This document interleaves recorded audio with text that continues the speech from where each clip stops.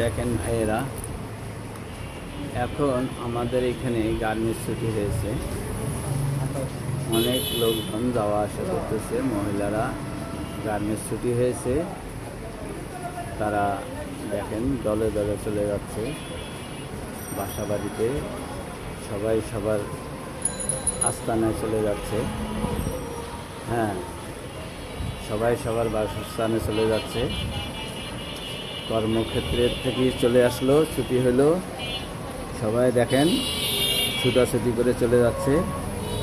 সকল ভাইদের সাথে একটু শেয়ার করতেছি।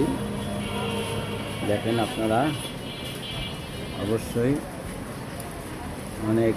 কেউ এই পাশ থেকে ছুটি হলো, কেউ ওই পাশ থেকে ছুটি হলো।